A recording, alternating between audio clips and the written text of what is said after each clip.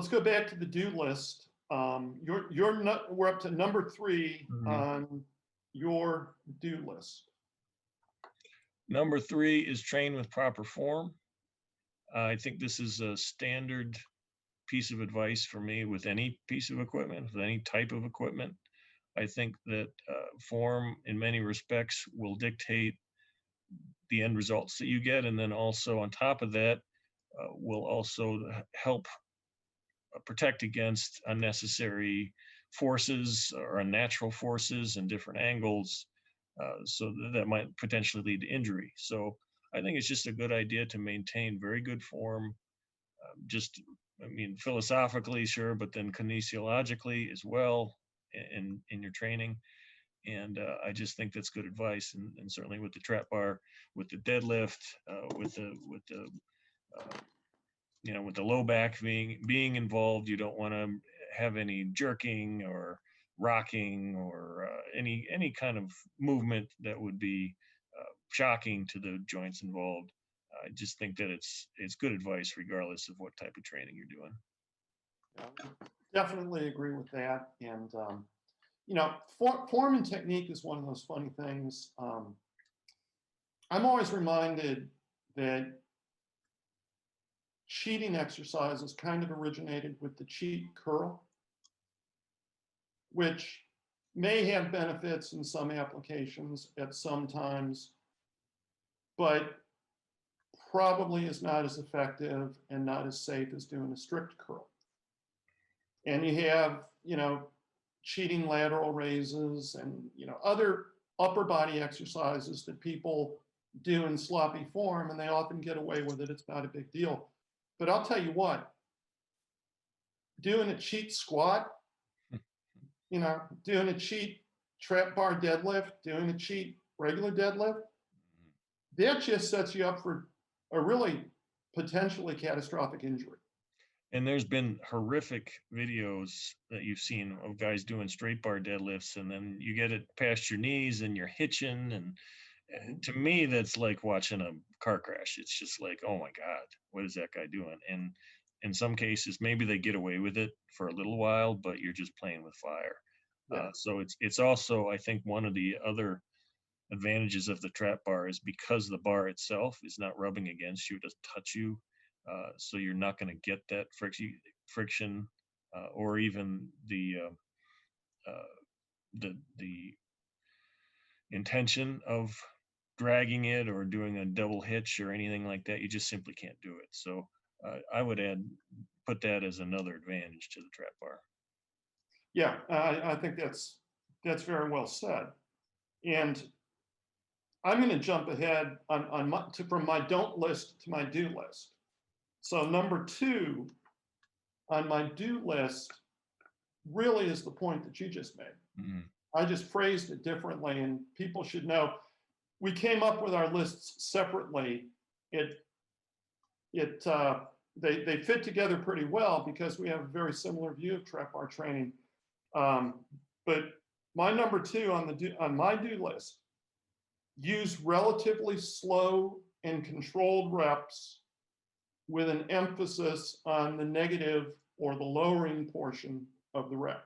Mm-hmm. And there are a couple reasons for that. One is it's more productive, it's more effective, it builds more strength and more muscle.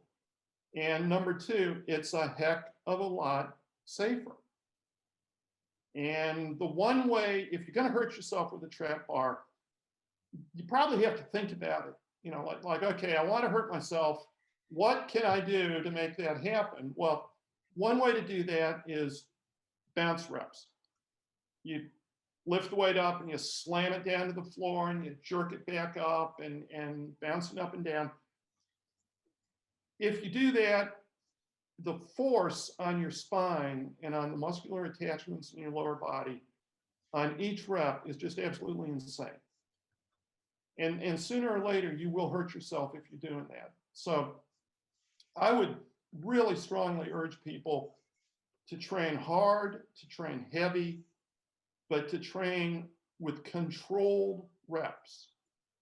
And as John said, no hitching, no body English to get no rocking, no side to side or front and back movement, just muscle movement the whole way.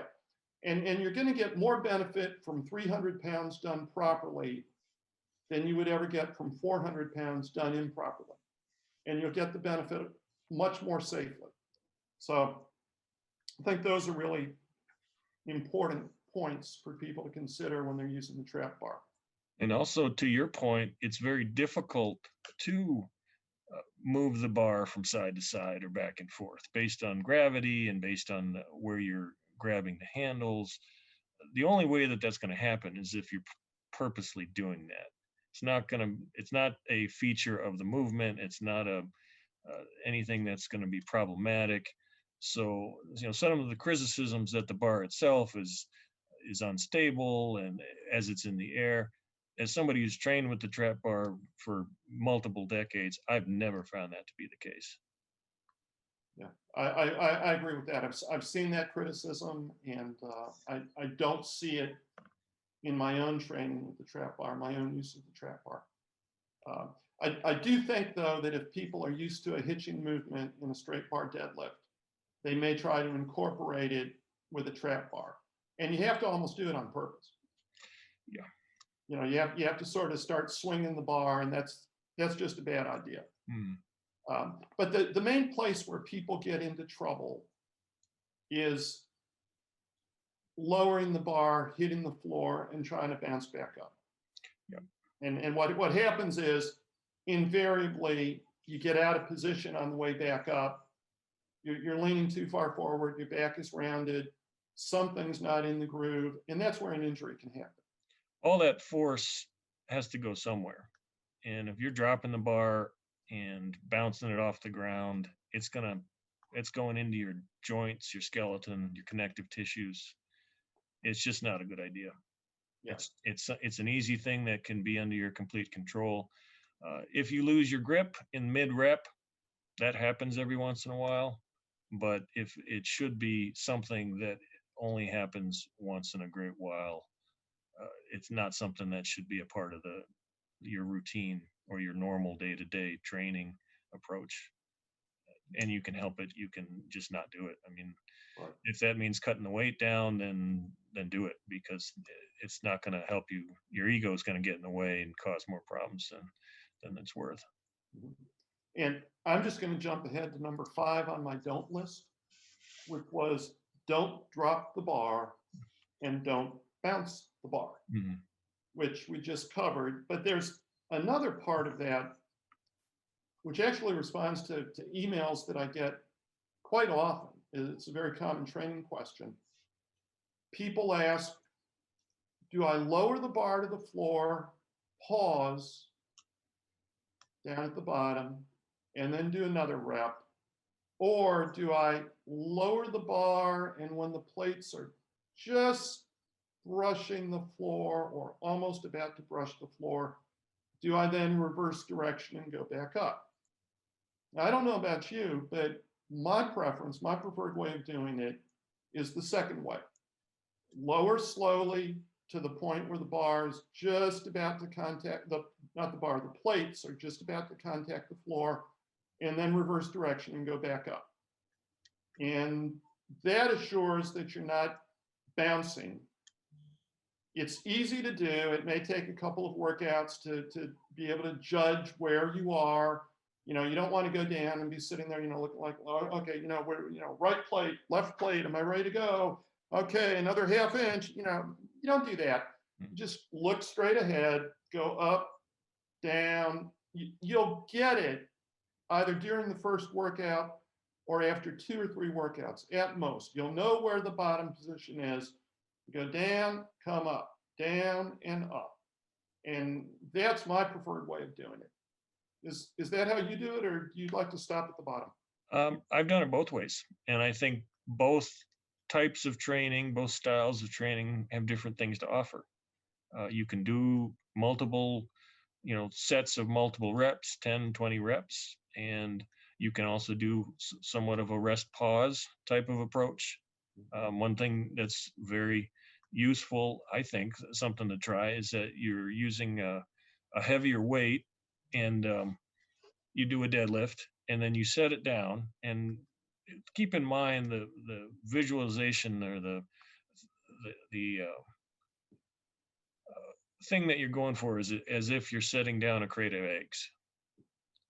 But what I'm describing here is that you do your deadlift, you set the bar down, you stand up, leaving the bar on the ground, and then you go back down, set your hands, set your feet, do another rep, stand up with the bar, lower the bar again, stand up with no weight, and do it that way. And that guards against any dropping or bouncing off the floor or anything like that. You're reducing the momentum or even the potential for the momentum to zero. It's in a sense, it's very similar to doing bottom position squats, which also have a lot of value for the very same reason. You're eliminating the momentum at the bottom coming out of the hole.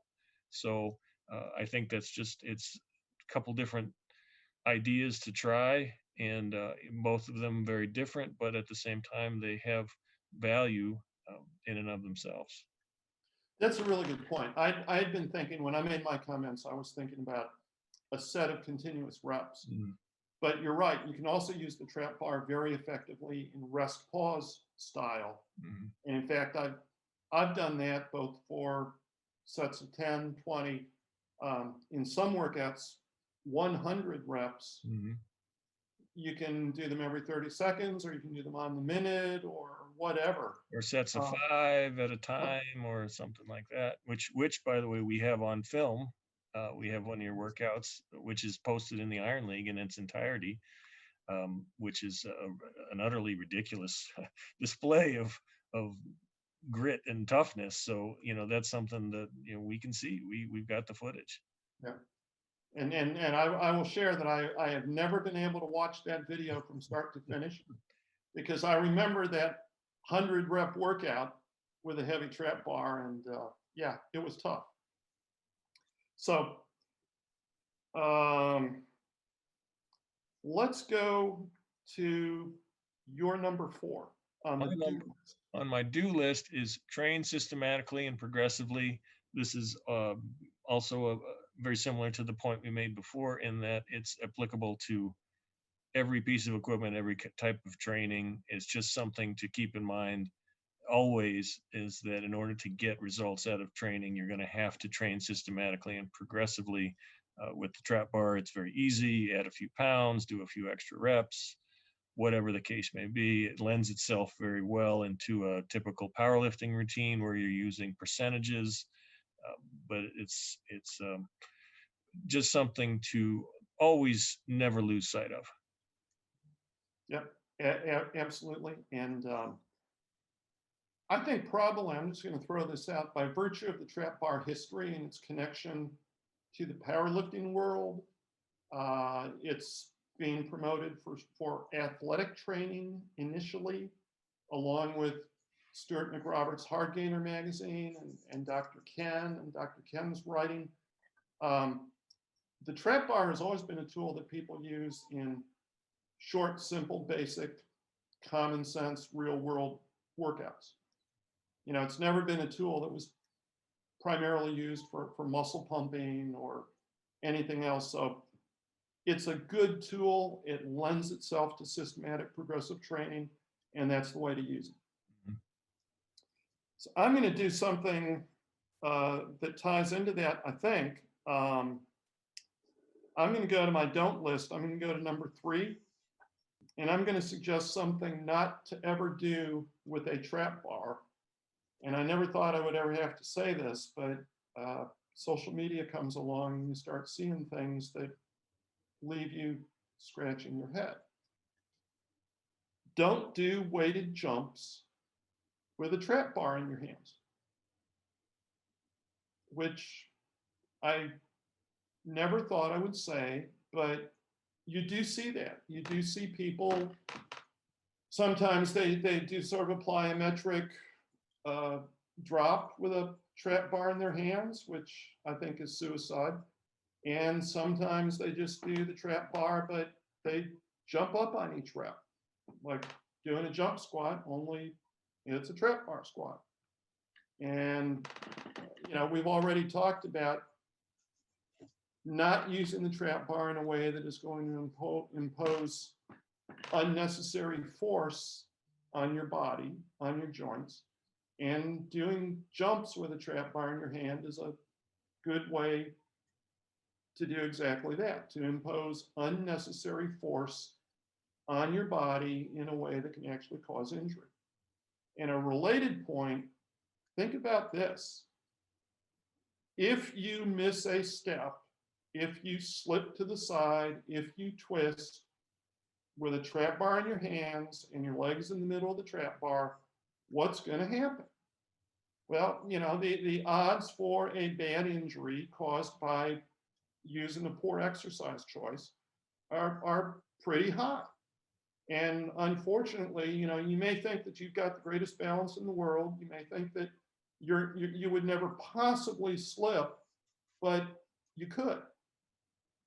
And you may also want to consider this: if you're a coach or a trainer, or you're helping somebody train for sports and either hopefully avoid injury or come back from an injury, the last thing you want is a weight room accident. And a jumping movement with a trap bar could be a weight room accident. So that goes on my list of do not do.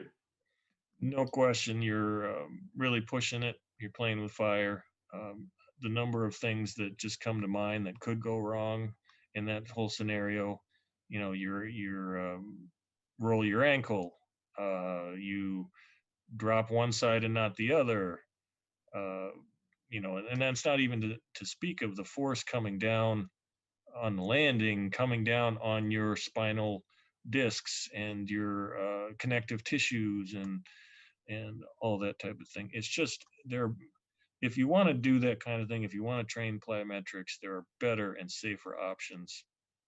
If you want to have resistance in a ballistic manner, I think there's better things that you can do way beyond the trap bar. I wouldn't even consider it even for a second, especially if I'm training athletes, because I don't want to be responsible for telling a kid to do that and then have them, snap a ligament in his knee or something and have it be my fault. So just figure out other things. But yeah, I think that's definitely an exercise to cross off your list if it's something that you might be doing. So let's go to, again, on the do list, let's go to number 5 on your do list. I think we've covered that in broad brush, but see if you want to add anything there. Yep, number 5 is understand why the trap bar is useful and what advantages it may have for your training. I'm a little amazed at times when I see criticisms for the trap bar as if using it in some way or the design in some way. To me, I can't think there's anything bad about it. There's really no disadvantages for using it. But I think it behooves somebody for any piece of equipment to understand, okay, well, why am I choosing this piece of equipment? What advantages does it bring? What does it bring to the table? And we've covered a lot of them generally in just the nature of the discussion, being able to load it, not having contact with the body. I think just one of the initial reasons for the development of the trap bar, bringing the weight into alignment with the body's natural center of gravity, it's more comfortable. It's more comfortable from a kinesiological standpoint, where you're not leaning over. It's less strain on the back, so on and so forth. I can't think that there's any negativity associated with the trap bar. And granted, the only issue, and it's not really an issue, but if you're training for a competitive powerlifting program where you're going to be using a straight bar, you're going to need to train with a straight bar. Mhm. The law of specificity is not something that you can get around. That being said, certainly you can refer to a lot of Dr. Ken's writings as a trap bar as an adjunct exercise for developing certain structures or strengthening a particular range of motion. But you know, if there's if a criticism is, well, it's just not a competitive lift, so you shouldn't train with the trap bar. I don't think that holds water, for one.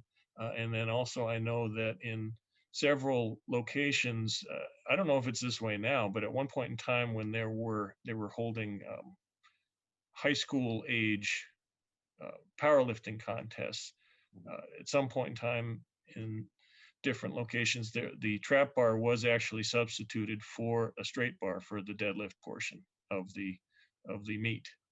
So that was the record. That was the standard for these younger athletes for all the reasons that we mentioned. That it put less stress on the back and on the knees and so on. So the powers that be that were behind these particular meets and federations look to the trap bar as a better tool for measuring that competitive lift.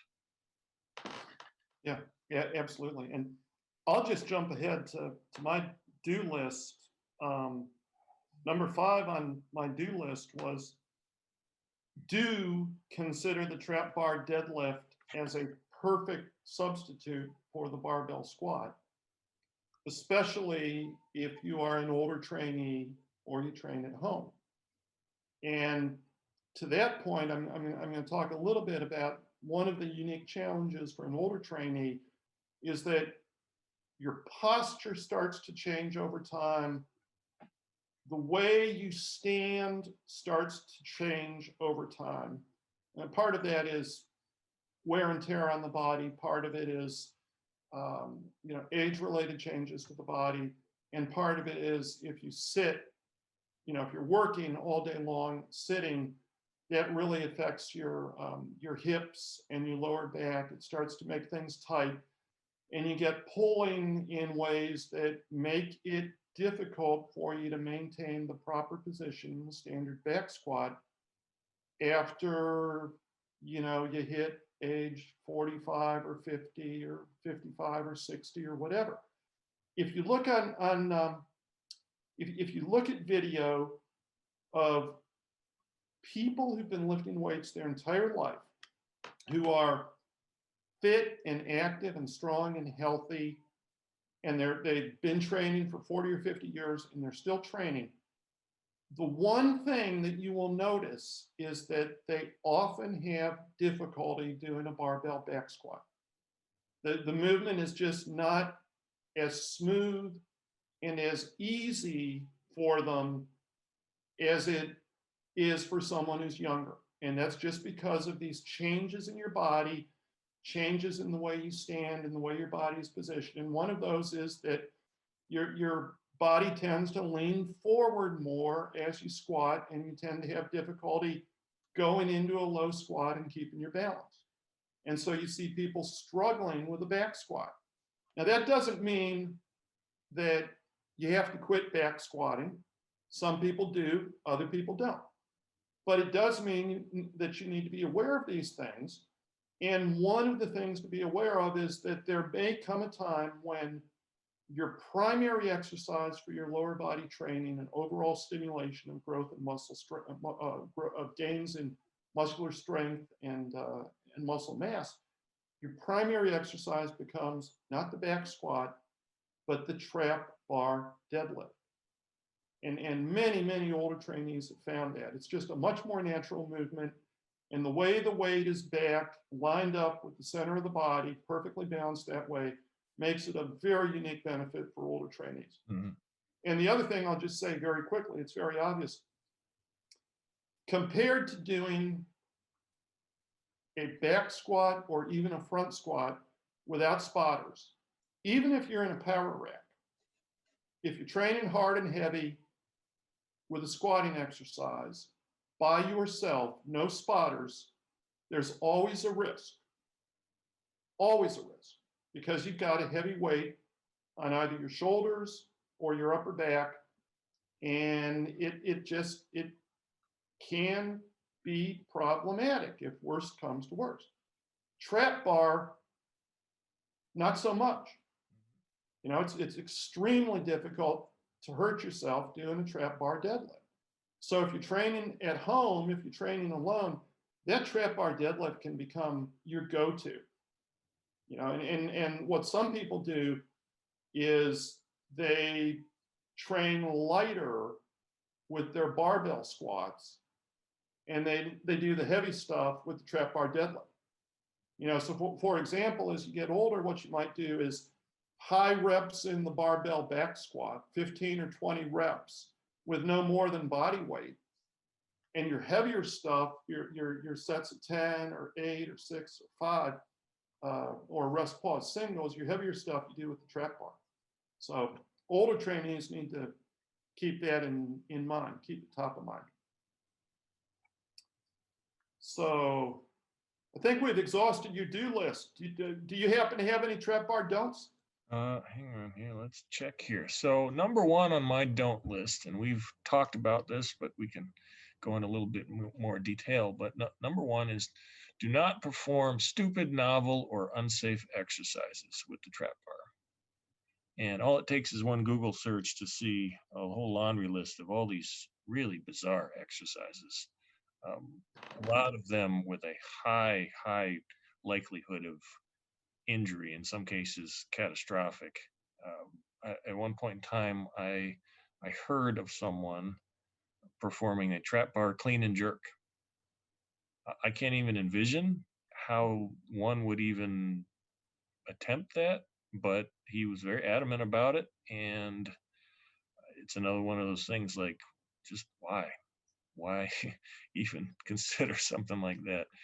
And a lot of people, for whatever reason, they take the trap bar and they say, okay, let's make a list of all these exercises that we can do with it. And they come up with some really bizarre situations. I recall reading at one point in time, one firm would suggested this with a straight face, is that you should set up 2 trap bars a few feet apart and then have your athletes step onto them and throw a medicine ball back and forth. And whoever falls off first loses. And I'm like, what is this accomplishing? There's a potential for injury. It's stupid. It's just one of those things that why are you even considering something like this, especially for training athletes who are well-meaning and hardworking, and you're having them do something with a low likelihood of success and a high probability of failure. So, and then also people I've seen, for whatever reason, they're hanging the trap bar on their shoulders or their back or other bizarre things. To me, maybe there's other equipment or other ways of training certain things, doing good mornings or doing yoke carries or something like that, but there's specialized equipment that's made for those types of things. When it comes to the trap bar, do the deadlift, do the row, do the shrug. To a lesser extent, you can maybe do an overhead press if you have a situation that allows you to get it in place and accomplish that lift safely. But other than that, there's nothing else that you need to even consider doing with it. Well, I would second that. And when you and I were talking about doing this show, you had a great phrase. It was Swiss Army knife training. Swiss Army fitness. Swiss Army fitness. Yeah. What do you mean by Swiss Army fitness? Well, it's when you take a particular piece of equipment and you say, okay, let's try to do all these other things with it. Let's see how many different things we can do with this piece of equipment. And in many cases, the more things you attempt to do with it, the less effective each one of those exercises becomes. And in this case, like I say, if you want to do bench pressing with a trap bar, I suppose you could, but we have, a log bar is a much easier and more effective way to do that. There's no way to spot yourself. If you miss a rep, you're going to get at one end of the bar in your forehead and the other end in your, in your gut or lower. These other things that are these really bizarre exercises, and maybe there's some room there for a few things that are useful. If in a situation where you have no other option, then maybe there's some things to consider. But by and large, I just don't see any reason to employ a lot of these exercises, because there's safer options, there's more effective options, and you can use a wrench to pound in a nail. I mean, it'll get the job done, but it's not made for that.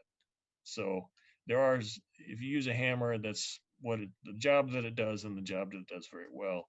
So it's the same with a trap bar. Use it for the things that it's good for. Focus on those, and that'll give you all the value that you want.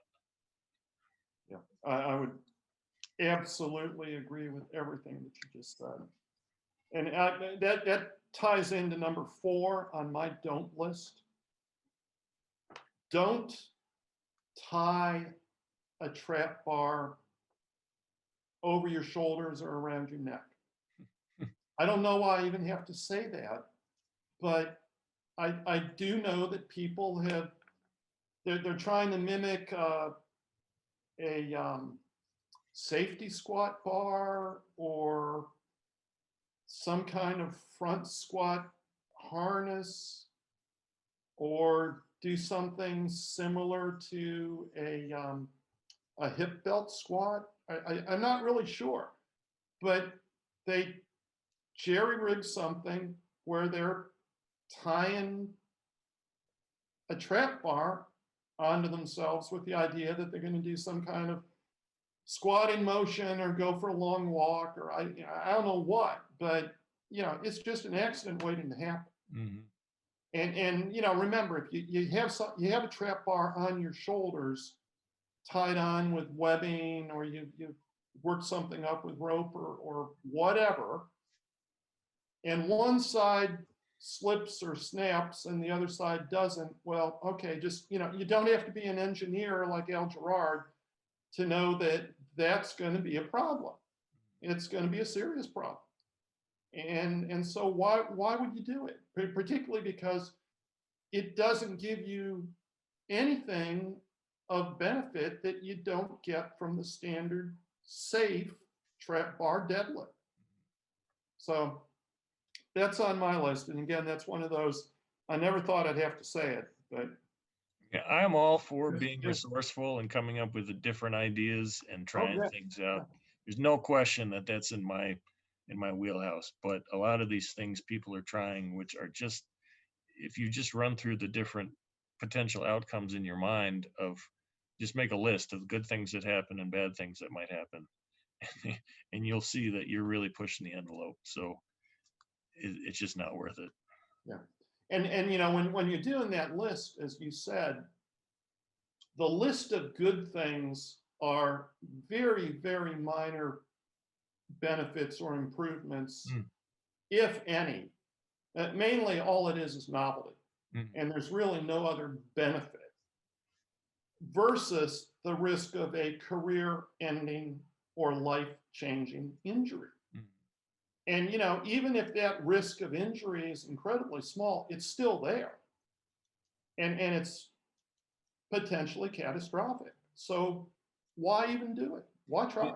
And in training in general, whatever the likelihood of injury is, should be as close to zero as possible at all times. You never want to play with fire. So in this particular case, it's just not worth it. And it's, and obviously people are going to do what they're going to do, but in a lot of these cases, it's just whatever it is that they think they're going to get out of it. Either there's better options out there, or there's safer options, or like I say, as I've said before, just focus on deadlift and rowing and shrugging. And if you just focus on those exercises and nothing else, you're going to go pretty far. Yeah. I mean, basically, if you do those 3 exercises, there's not a whole lot more to do. You're going to need some upper body pushing of some sort. And basically, you wouldn't really need anything else. I mean, you'd do fine.